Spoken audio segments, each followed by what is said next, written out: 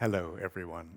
My ambition, one of my ambitions, is to speak Czech as well as you seem to speak English. So firstly, thank you for listening to me in English. I'm going to run through some slides. I'll try and get out of the way for most of you, but I'm afraid I will walk back and forth. I'm going to talk about sustainability. I want to thank Hannah and her team for making all of this happen. Very impressive. Michal, I wanted to thank you for last night and this morning introducing me to some of the entrepreneurs, innovators, activists in Renault. I've never been here before. I was really impressed. Thank you for that. My theme is that sustainability can be, but is not automatically, a driver of not just innovation, but systemic innovation. I'll talk a little bit about that in a moment. So, Donald Trump has best friends. Some of them don't last very long. Elon Musk happens to be one of the latest. It'd be interesting to see what he does to American government. But we're entering a new moment in this field, whatever we call it, whether we talk about ESG or sustainability or whatever. I'm actually weirdly more optimistic now than I have been at any time in the next 10 to 15 years, and I'll explain why. I don't like Donald Trump. I don't like the current form of republicanism. I think we're going to have major headaches with the US for a while to come. But I'm going to say a few words about my background so you know what sort of discount factor to apply to what I'm about to say. And I'm going to talk about three themes: responsibility, resilience, and then regeneration.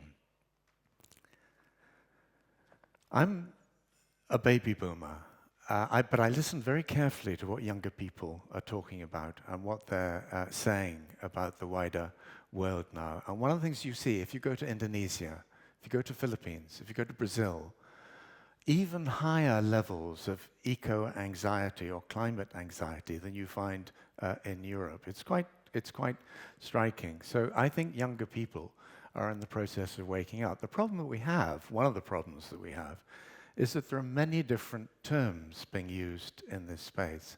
It is, at times, something of a Tower of Babel.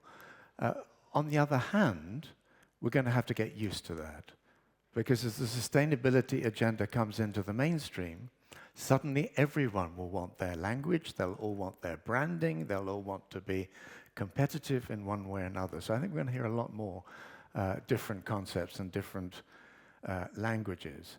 But all of these, except the hoax one at the top, which is Trump, are, I think, useful. And I'm very much looking forward later on today to hear from the donut economics team, Erinch in particular.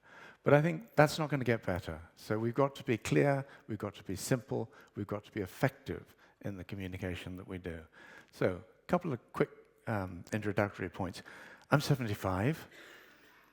I think in many ways, I've worked for 50 years in this space. I think I'm only just getting started.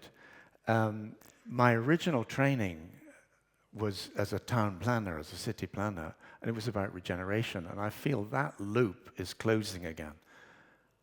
Over the last 50 years, I've founded or co-founded 4 businesses. They all still exist in one way or another. The third, which we set up in 1987, is called Sustainability, and that was bought by KKR, the private equity people. If somebody had told me when we set that tiny company up in 1987, you will be owned by private equity, I don't know what I would have done, but it probably I wouldn't have been incredibly excited about that. But I think it's now part of the mainstreaming process. We're going to have to get used to it. I've served on over 80 boards and advisory boards. I've done 21 books. One of them is here. I'll touch on that in just a moment. The most recent one is this one, which is about basically my life story, but it's looking at all of the people who influenced people like me. So it's not just simply an autobiography. It's saying, where did this movement, where did this agenda, where did this industry, in a way, originally come from? So what are green swans? Many of you will know Nassim Nicholas Taleb and the black swan notion. I'm simply taking one part of that black swan argument and saying there are these changes in our societies which are driving exponential progress. And I'll give you a few examples in a moment. That's, for me, a green swan. And then I think the Green Deal in the European Union is another potential example of that as well, as was the US Inflation Reduction Act. It'll be really interesting to see what the Trump administration does with that over time. Just concluding that introductory section, these are the sorts of people we work with, and I just wanted to point out one example of the way that I was asked last night, how do you stay optimistic? And part of the answer is, even when things go the wrong direction, you engage with people who are interested in moving in the other direction. In 2007, I joined the advisory board of EcoVadis in Paris. Some of you may come across them. It was then 6 people. They were tracking something like 20 or 30 companies around the world. It's now 1,700 people, and they're tracking over 130,000 companies around the world. So this is through supply chains and so on. Just an example of how behind the scenes this landscape is changing quite profoundly. Some of you at the back won't be able to read this. You don't need to. It's just simply a point I want to make around some of the arguments around sustainability are that, that it's a win-win process. If we do this, everyone's going to win. I genuinely don't believe that, even though I coined the term win-win-win back in the 90s. What we're beginning to see is a real political and increasingly coordinated pushback against ESG. So we see an ESG recession. I think we will see a sustainability recession as well. I'm going to conclude by saying I think we need that, and I think it's actually a good thing, and I'll explain why. So let me just say a few words around responsibility. In 1991, very long time ago, I had this bee in my bonnet, this idea that if we could get top teams and government and business to listen to the voices of nature, the social agenda, and also that the robot there at that time was there almost like a joke. It was simply saying, there's a longer-term future out there. We should pay attention to that. It's no longer a joke. You will know that expert systems and artificial intelligence systems are now beginning to come into the boardroom very, very powerfully. And the question is, are we thinking enough about that? That idea went to the triple bottom line, which I introduced in 1994. This was 2015. This was the Harvard Business Review using on their front cover a picture of the then CEO of Novo Nordisk in Denmark, who we'd worked with for many years. And they stuck this sticker on his face because no one knew who he was. But the interesting thing was, the story was, here is a company, here is a business leader that has embraced the triple bottom line.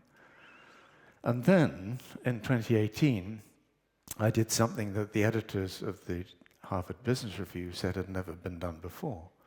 I did a product recall of the triple bottom line. So I basically said, a bit like an automotive company, when a product is not working entirely well, you pull it back, you fix it, you put it back out on the road. So some people were a bit shocked about that, but I think it was actually a very useful process. And what I'm going to talk about is the result of that process. And if I look around the world, there are now over 9,000 B corporations, a number of them represented in the room today. Very excited about that movement. My own company, Volance, was the first B Corporation in the UK. We incubated B Lab UK for 9 months. And then just the triple bottom line again. I do a lot of work in countries like India, China, Japan. And this was when I asked AI, give me this picture, that picture, again in modern terms. It's interesting to see that the woman in the middle representing the social agenda was actually somebody who could well be, you know, a leading executive or in the IT world or whatever. So things are changing all around us. And this is, I never played with Barbie dolls. I don't know whether you did. Our daughters did not either. But this was a few years back where Mattel introduced Barbie dolls, and they have Barbie dolls for many things, but Chief Sustainability Officer, wildlife expert, protester or activist, renewable energy engineer.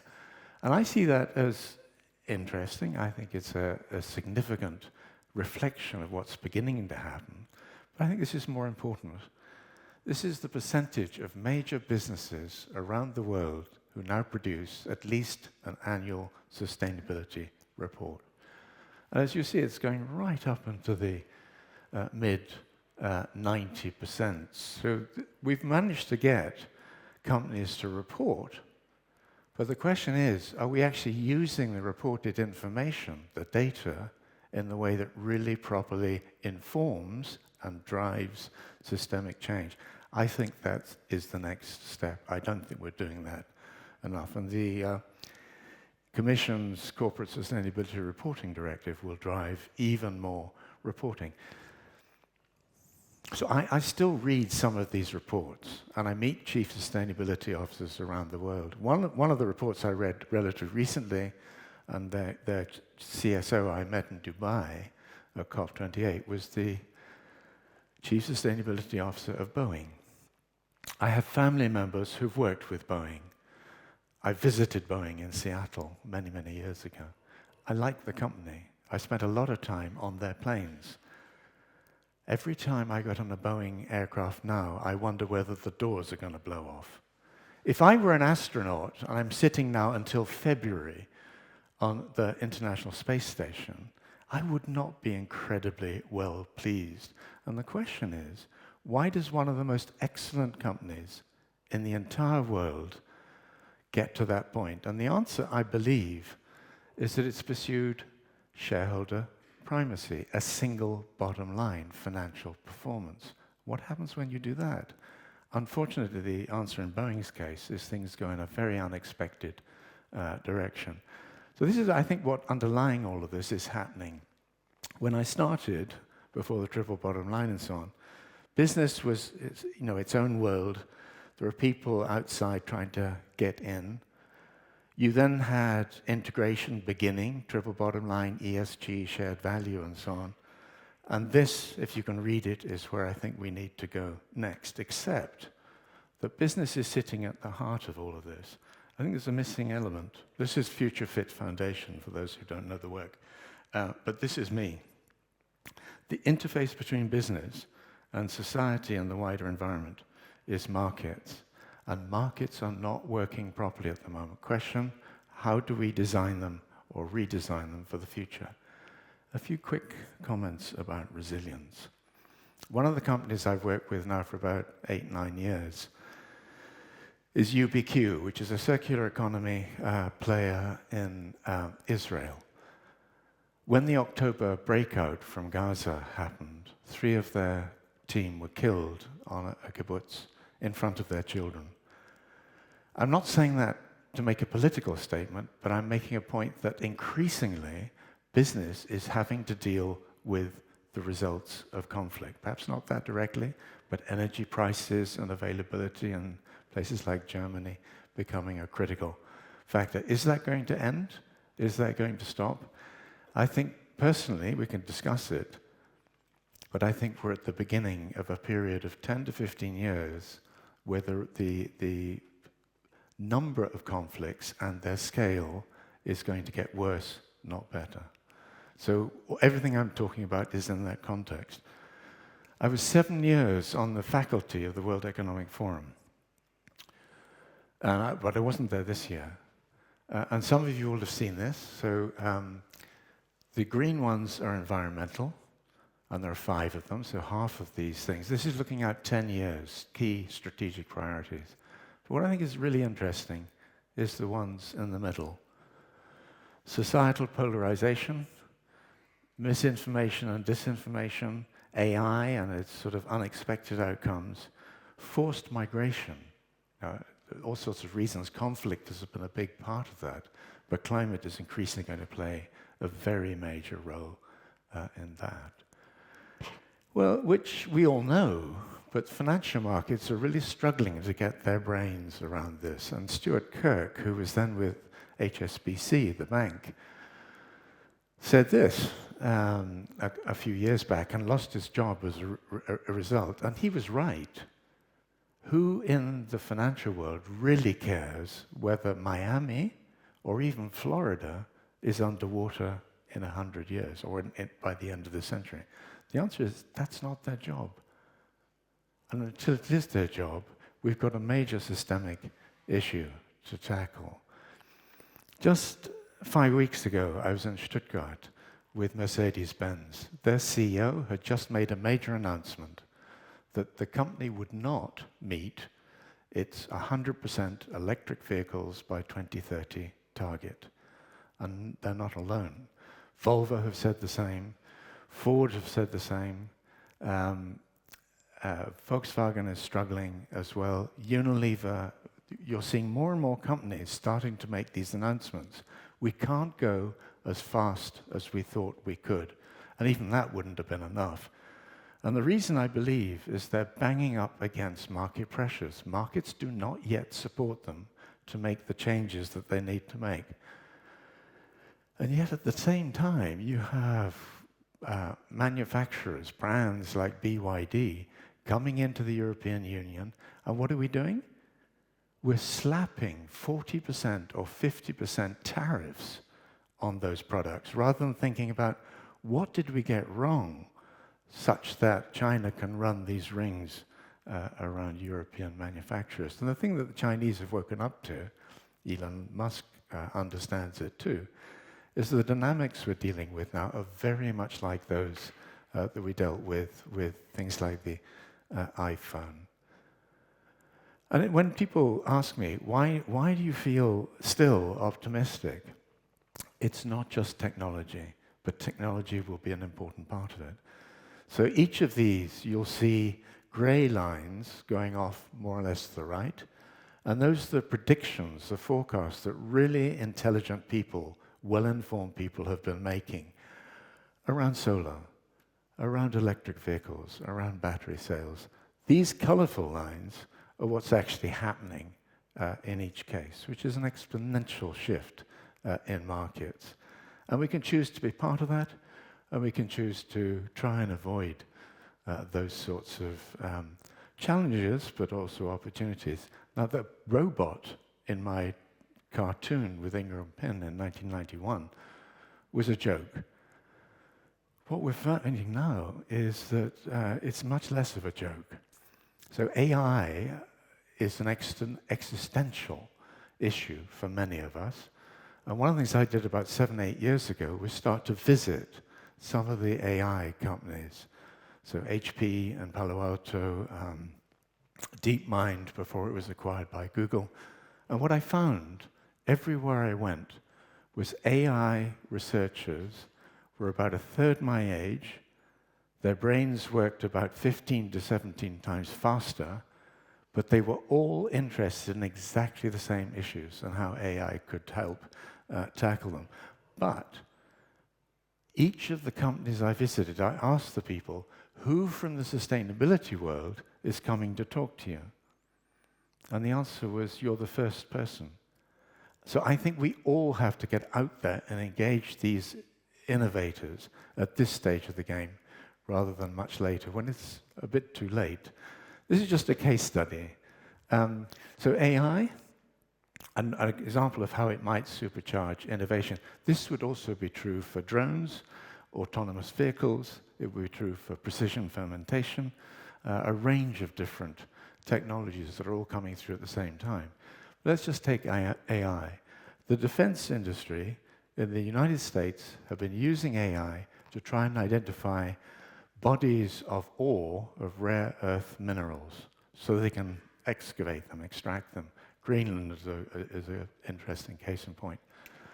But there's a German company which took a very different approach. And the question it asked, they make electromagnets. Question, can we reduce the amount of rare earth metals that we use?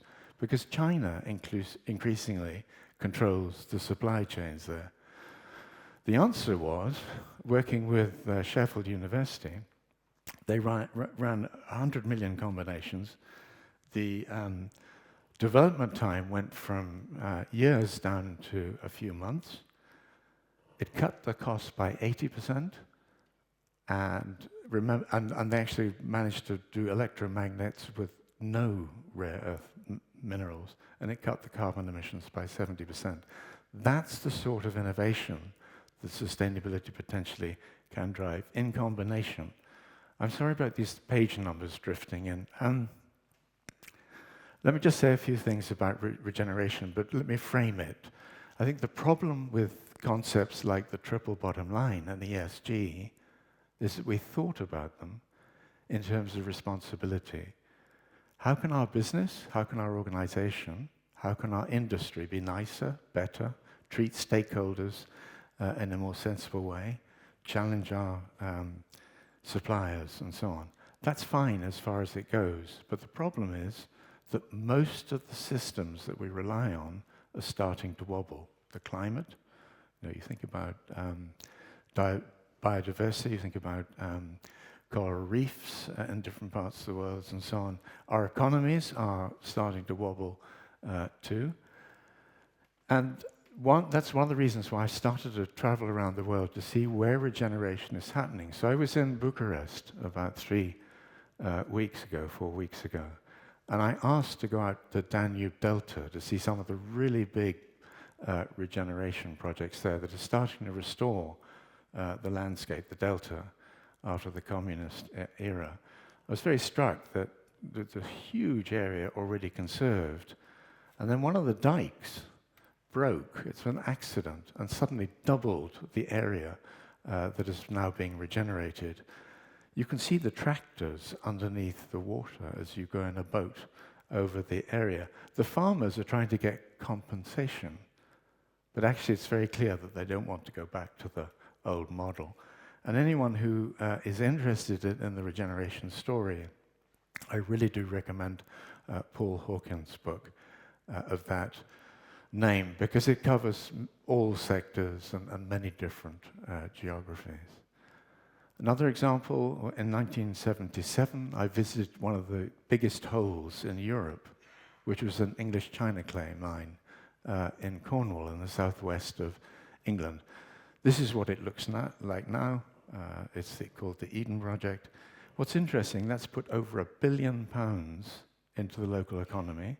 It's attracted over 20 million visitors to the area since it started. So the scale of some of these operations is very large, but nothing like the scale that we're about to see.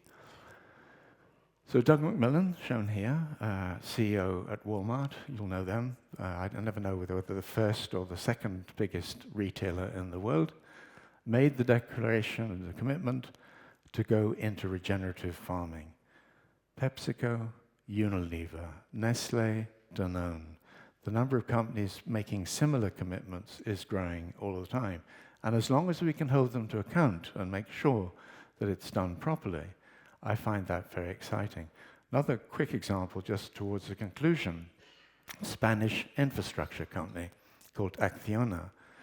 They asked us to come in and work with 28 hand-picked, senior-ish executives from around the world, which we did.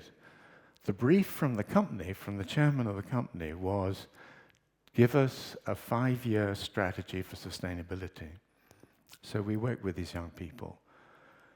And they said, no, we're not going to do it for 5 years, we want to do it for 10. And we're not going to do it on sustainability. It's going to be sustainability integrated into what this company does and how it evolves over time. And the strapline for all of that was regenerative by design. I'm not saying that regeneration is the only language we should be using, but it is positive, it is optimistic, and people do seem to be embracing it. So this is the last slide. And about the same time, exactly the same year that I did the triple bottom line, so 1994, with a colleague, Nick Robbins, I sat down to plot three things. One was the big macroeconomic cycles, this light grey line. The second one was the societal pressure waves that pushed firstly on government, then on business, now increasingly to some degree on financial markets, all of which have driven innovation of different types. And what you see is a series of peaks and then recessions and peaks and recessions. What's clear is the periods of recession are shrinking the whole time. They're getting shorter and shorter and shorter. And that's one of the reasons why I'm optimistic, because it doesn't, of course it matters that Trump will be in the White House. But underneath that, there is a trajectory which is extremely powerful and which he, I don't believe, can stop. And one of the reasons for that is a paradigm, a scientific paradigm is shifting. I was saying last night at a dinner that the most important book, or the most powerful book I ever read, was The Structure of Scientific Revolutions by Thomas Kuhn, published in about 1961-62. I read it when I was 14. And one of the things it talked about was that these really deep changes in our societies take about 70 to 80 years. Well, I think this process started in the late 1950s, early 1960s. You can do the maths. I think the next 10 to 15 years will see more change than the last 50. But the interesting thing is, it'll take us in good directions, but at the same time, some parts of the world will go in not so good directions or bad directions. So ultimately, I'm optimistic. I think we can make this work. Does that mean that every part of the world succeeds? Absolutely not. Does it mean every industry succeeds? Absolutely not. Many industries will completely disappear. And part of the reason for Trump is people like the fossil fuels industry increasingly know that in their bones. So they're fighting back. What I've seen here in Brno is younger people, well, younger than me, it's not hard, beginning to address a range of different issues in this sort of space. The rest of the world needs to know about what you're doing, and anything I can help you with, I'd love to do. So back to you, and any questions I'd be very happy to take. But my email there, john@valence.com, I answer, or I try to answer, any email that comes in, whatever time of day, whatever spirit it's written, and it can be as critical as you like. Thank you very much. Mr. John Elkington. Thank you. More? No, that's fine. I have to say, you are really, really a focused audience. There's already quite like around 10 or 11 questions, most of them posted before John started his speech. So that's a nice gesture. One first was posted 4 hours ago, so somebody couldn't sleep long enough to hear John Elkington's speech. So we're going to start with a few of them, if you don't mind. John, you were talking about the markets not functioning properly. And there's a question, what does it mean? If you could elaborate a little bit about that, and maybe say some hint how to make them work properly? Okay. An easy example, if I, for example, take electric vehicles, would point at Norway, but Norway is a strange country. But if you go there, you find that something like 87% or 90% of the vehicles on Norwegian roads are now electric vehicles. And the reason is they've tilted the whole market towards EVs. I remember many years ago when I went into Oslo and to the airport, the taxis were coming in, and probably many of you have seen it. But if you were an internal combustion engine taxi running on fossil fuels, you had to queue. If you're an electric vehicle, you came straight in and could pick up passengers. So they tilted the market. Another example would be in the renewable energy field, where the climate group has what they call RE100. And if you haven't come across it, or if you haven't seen what they're doing, I recommend it very highly. What they do is they get companies, originally 100 companies, to sign up to take 100% renewable energy in their operations. It's now over 400 companies. and their collective electricity consumption is equivalent to that of France. So that's beginning to make a market demand for renewable energy, which otherwise would have been, it would have been there, but slower to develop. So anyone wants more examples, we're in the process of compiling those just for our own interest. Very happy to share more. Thank you. By the way, when you mentioned BYD, what are we lacking, from my point of view, are good names of the companies. Build Your Dream is a really lovely Yes. touch, I think. But one of the most popular question is what incentives need SMEs to operate more sustainably from your point of view? You kind of mentioned that you can somehow push the market in the right direction. Yeah. So what do you feel Well, about it? if you believe that souls, human souls can be saved, you probably also believe that corporate souls can be saved. I don't. I think what we see in the development of our economies, and people like Nikolai Kondratiev and Joseph Schumpeter as economists talked about it, is these waves of creative destruction that come through. And they kill entire industries and they create new ones. So in a way, what we've been doing for 50 years in the corporate social responsibility world is trying to get individual businesses and their boards and their brands and their business models and their supply chains to embrace a responsibility agenda. I don't think that's any longer enough. We've got to think about how do we tilt the markets again to destroy some industries and create totally new ones. Then to your question around small and medium-sized enterprises. I was, many, many years ago, I was working with Ford Motor Company in Detroit. And somebody said, you're not working with SMEs. Why are you working with big companies? And my joking answer was, they can pay more than SMEs can pay. But there was another side to it. If you can get a Ford to change its specifications, like a Walmart to change its specifications, you can actually affect then 14,000 major suppliers very quickly. You could work with a small enterprise, medium-sized enterprise, for years and not have anything like 1% of that impact. But that was then.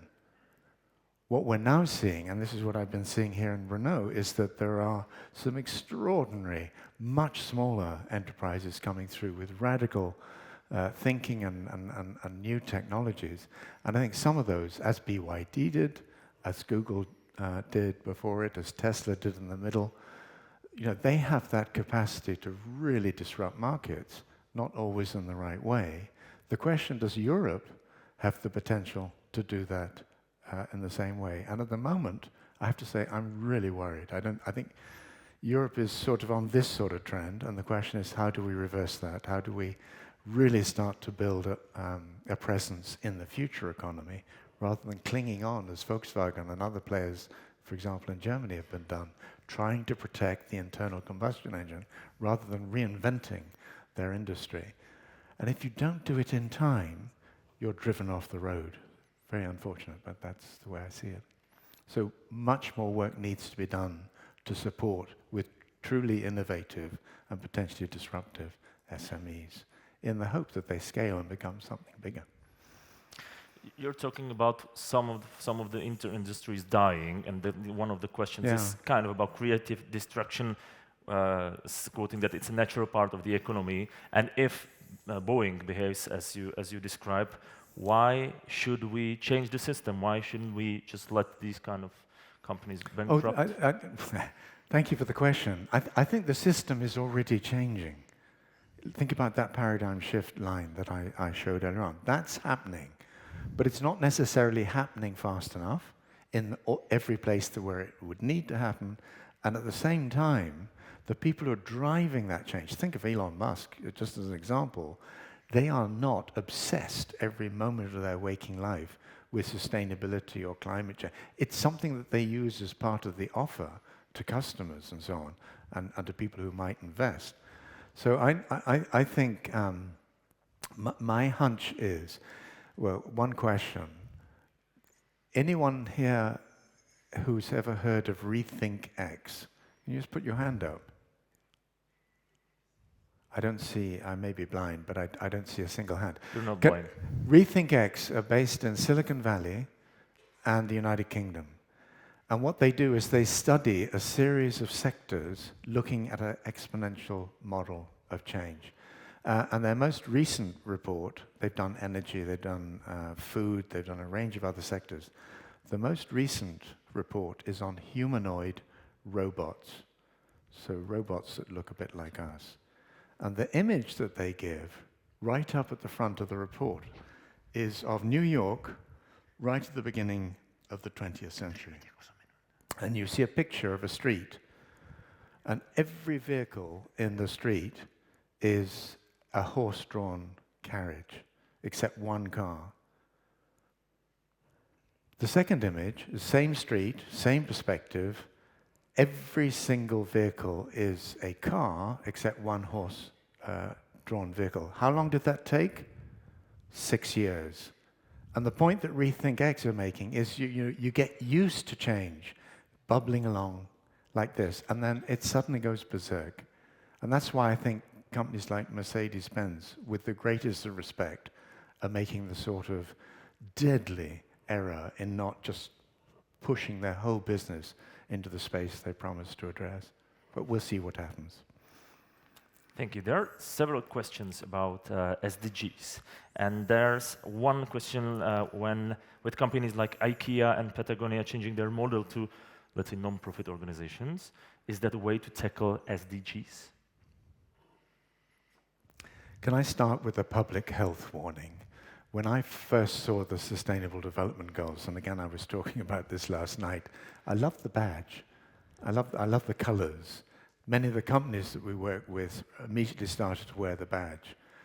But I can't remember 17 of anything. I can remember about 3 or 4 things. And I think most of us are somewhat similar. So we pick individual goals that we think we're already addressing, perhaps even succeeding with. And the problem is with that approach is it's selective. It's not about systemic change. So what's happening? We're failing not on all, but on many of the Sustainable Development Goals. Will we achieve them by 2030? I don't want to be depressive, but the answer is we will fail. And the reason is that they were a nice idea, they were inspirational, they were aspirational, they're about ambition, but they weren't the sort of market-based roadmap that drives companies, that drives innovation, that drives financial markets. And we still have this huge problem of who's going to fund all of this. So at Baku, at this very moment, people are debating how much is it going to cost to drive the climate transition? Who's going to pay for it? So, yes, Sustainable Development Goals I think are useful, but if we rely on them, we're not going to get where we need to go, and certainly not fast enough. Okay, we're kind of getting to the end of this section, but we still have a few times. There are a lot of questions. Thank you for that. We're probably not going to be able to answer all of them, but one I really like is how can social-oriented entrepreneurs play a key role in sustainability? One of the things that I've done throughout my working life is to just go out and meet people. So this is just another example of that. And a lot of that has been in the United States, but I've done in other parts of the world, Japan, China, and so on. So the answer, part of the answer, is to get out more. Since COVID, many of us have worked from home. We're not traveling as much as we might have done. And, you know, there are good aspects of all of that. But I remember there was I don't want to pick on Germany here, but there was the chairman of Daimler quite some years ago who asked to go and visit an automotive company that had developed a radically different, it wasn't Tesla, a radically different approach to mobility. So they took him, and this is in California. And somebody heard that man later in the day, after the main meeting, in the restroom, in the toilets. And forgive the language, what he said was, "Fuck, I've been briefed, I've watched the films, I've read the reports, I know this stuff. This is the first time when I realize what's coming at us. the level of the disruption, and it hit him viscerally. So I think we've all got to get out, and it's quite easy to think, no, this is not going to happen, or it's not going to happen in my lifetime, or it's not going to happen before the mid-2030s. Go out and see the people, and many of them will be in this room, who are creating very different futures. And I think when we've done that with a range of different business leaders, they always come back thinking differently. That's just one tiny bit of the answer to the question, but thank you for the question. And one last question. Oh dear. This is the killer one. No, I'm not sure. Like, I mean, it's really actually for the Czech scene. How to erase fear from those necessary changes from public opinion as hatred to the Green Deal, for example? Because this is something we deal quite a lot here in Czech Republic. So I missed the beginning of that. How? How to erase fear from those necessary changes. You can't erase fear. People are fearful, and when we go into the sort of period that we're going into, already part of, levels of fear spike. I talked about young people and eco-anxiety and so on, how that's building. I think that's deadly. I think we've got to be able to communicate enough progress and enough commitment to future progress to give people real hope. But where people are fearful, we've got to engage them around why they're fearful. I'm fearful. I mean, I don't think there's any guarantee that our species will make the step change now that we need to make. But the one thing that gives me hope is that every time, no, not every time, many times when humans have been backed into a corner, that's when they do their best work. And here we are, we've backed ourselves into a corner on all sorts of systemic challenges. Question is, who among us is going to rise to that challenge? It's not going to be all of us, but when they start to arise, how do we best support them and enable them to do more and better and faster? I don't have all the answers, but by God, this is an interesting space. And whatever you're doing, you have my email. I'd love to know more about how it's working, and particularly where things are not working, what you need, what help you need. Thank you all very much indeed. Mr. John Elkington.